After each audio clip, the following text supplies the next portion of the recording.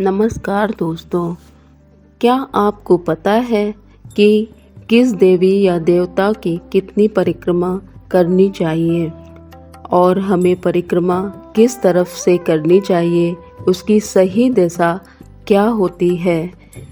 अपनी बाईं तरफ से घूमकर भगवान की दाहिनी तरफ घूमना ही सही परिक्रमा होती है। यूँ तो हम भगवान के मंदिर में पूजा करने के बाद भगवान जी की प्रदक्षिणा करते हैं, लेकिन अज्ञानवश पता नहीं होता है कि हमें किस भगवान की कितनी परिक्रमा करनी चाहिए। हमारे शास्त्र कहते हैं कि भगवान गणेश जी को एक परिक्रमा करनी चाहिए।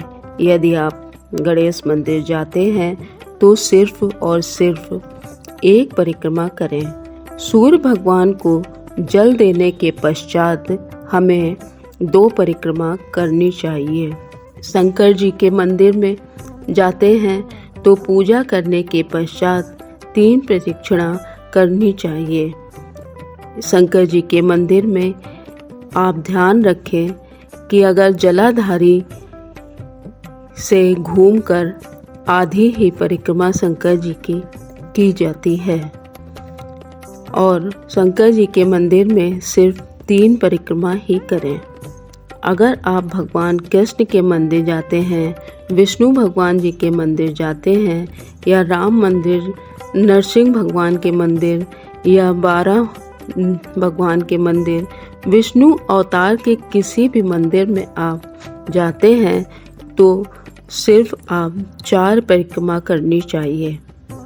अगर आप किसी देवी मंदिर जाते हैं, लक्ष्मी जी के मंदिर, दुर्गा जी का मंदिर, शारदा माता का मंदिर, मैहर वाली देवी के मंदिर की आप अगर परिक्रमा करते हैं तो आपको ध्यान रखना है कि आपको सिर्फ 5 परिक्रमा ही करनी है। अगर आप पीपल वृक्ष की परिक्रमा करते हैं तो पीपल वृक्ष की परिक्रमा सिर्फ 7 बार ही करनी चाहिए। यदि आप किसी तीर्थ स्थान पर जाते हैं तो वहाँ पर कई सारे मंदिर होते हैं, सबको मिला करके हमें सिर्फ एक ही परिक्रमा देनी चाहिए, क्योंकि वहाँ सारे देवी देवताओं के मंदिर हो जाते हैं। इसलिए सिर्फ हमें एक ही परिक्रमा करनी चाहिए। आपको पता होना चाहिए कि शंकर जी की जलाधारी से आधी परिक्रमा ही करी जाती है। अगर आप वृंदावन में गिरिराज जी की परिक्रमा कर रहे हैं तो ध्यान रहे कि आप जूते चप्पल उतार कर ही परिक्रमा करें, क्योंकि 21 किलोमीटर की परिक्रमा होती है। इसलिए लोग ये गलती करते हैं कि वह जूते चप्पल पहनकर परिक्रमा करते हैं, परंतु वह परिक्रमा गलत होती है। आप नंगे पैर ही इसकी परिक्रमा करें। गिरिराज जी के से कभी रिक्शे पर बैठकर या किसी गाड़ी पर बैठकर परिक्रमा नहीं करनी चाहिए, क्योंकि वह सिर्फ दर्शन होते हैं, वह आपकी परिक्रमा नहीं होती।